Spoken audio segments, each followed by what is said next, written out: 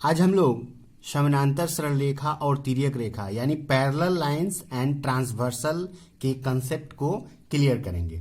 तो जैसे मैंने यहाँ पर एक फिगर बनाया है, ए बी सी डी दो समानांतर सरल रेखाएं हैं, उनको ई एफ एक तिर्यक रेखा यानी ट्रांसवर्सल काट रही है। तो ऐसी स्थिति में यहाँ पर हम लोग देख पा रहे हैं कुल 8 कोणों का निर्माण हो रहा है, 8 एंगल बन रहे हैं। Number 1, number 2, number 3, number 4, number 5, number 6, number 7, number 8।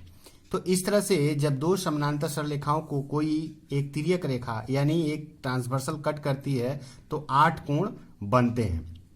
मैंने यहाँ पर लिखा भी है, ए नोटेशन होता है, समानांतर का नोटेशन होता है A B parallel to C D, और ई एफ जो है एक तिर्यक रेखा है जो ए बी और सी डी को कहाँ काट रही है, जी बिंदु पर काट रही है। इस बिंदु का नाम क्या है, जी, और इस बिंदु का नाम क्या है, एच। तो ऐसी स्थिति में 8 कोणों का निर्माण हो रहा है। तो ये 8 कोणों का नाम क्या क्या है? जैसे पहला कोण 1, ये कोण जो 1 है इसका नाम क्या होगा, ए जी ई। नंबर 1 का नाम क्या है, ए जी ई। नंबर 2 का नाम क्या होगा, बी जी ई। नंबर 3 का नाम क्या होगा, बी जी एच। नंबर 3 को हम लोग बी जी एच भी बोल सकते हैं और बी जी एफ भी बोल सकते हैं, क्योंकि ये दोनों ही पॉइंट एक ही सरल रेखा के ऊपर स्थित है। और नंबर 4 का क्या नाम होगा, ए जी एच भी बोल सकते हैं या फिर ए जी एफ भी बोल सकते हैं, क्योंकि दोनों पॉइंट एक ही सरल रेखा पर स्थित है। इसी प्रकार एंगल 5 का नाम क्या होगा, सी एच जी या फिर सी एच ए ई बोल सकते हैं, क्योंकि जी और ई एक ही सरल रेखा पर स्थित है। 6 का नाम क्या होगा, डी एच जी या फिर डी एच ई, इसको बोल सकते हैं। या फिर अच्छा, और इसके बाद एंगल नंबर 7 का नाम क्या होगा, डी एच एफ, और एंगल 8 का नाम क्या होगा, सी एच एफ।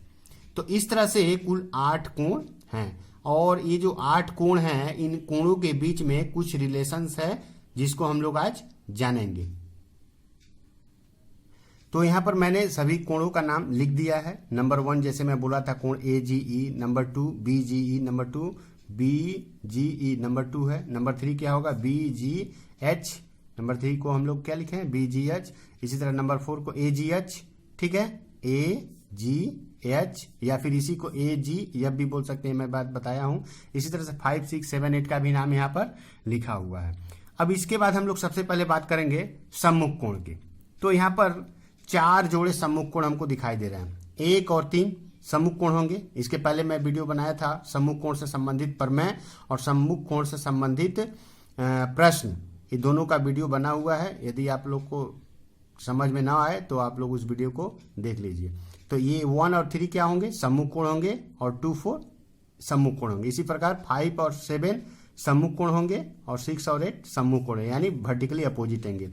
यहाँ पर इस फिगर में कुल 4 जोड़े वर्टिकली अपोजिट एंगल यानी सम्मुख कोण बन रहे हैं। इसके बाद हम बात करेंगे अल्टरनेट एंगल का, यानी एकांतर कोण। हम लोग इस फिगर में देख पा रहे हैं ये जो 4 और जो 6 है ये दोनों क्या है, अल्टरनेट एंगल हैं। इसी प्रकार एंगल 3 और एंगल 5 ये जो दोनों कोण हैं ये दोनों कौन से कोण हैं, एकांतर कोण यानी अल्टरनेट एंगल हैं। और इनका प्रॉपर्टीज क्या होता है, ये कोण क्या होते हैं, आपस में बराबर होते हैं। यानी इस फिगर में 2 जोड़े एकांतर कोण बन रहे हैं। कौन कौन, एक 4, 6, यानी 4 का एकांतर 6 है और 3 का एकांतर 5 है।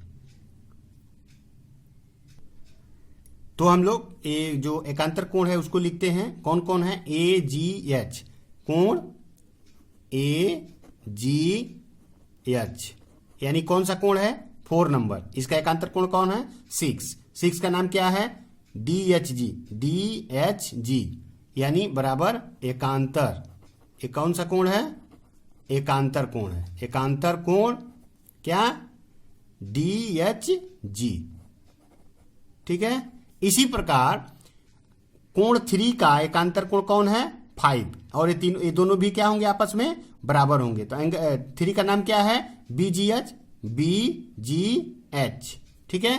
तो हम लोग लिखेंगे बी जी एच बराबर एकांतर कोण,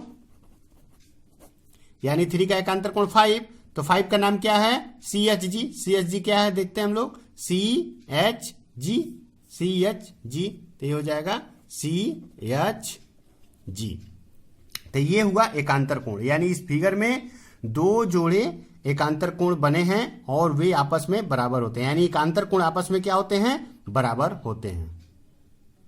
अच्छा, यहां पर CHG होना चाहिए, मैं D लिख दिया हूं, ये G होगा क्योंकि CHG ये होगा CHG।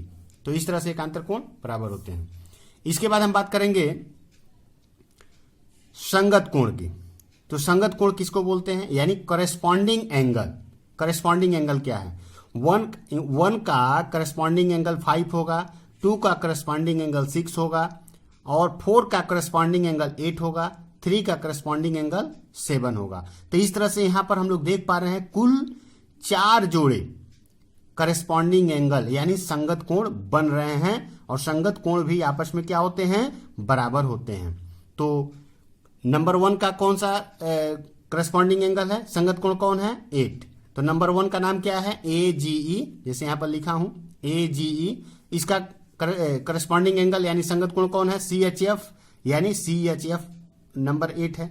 तो इसको हम लोग लिख देते हैं AGE कोण, AGE बराबर संगत कोण।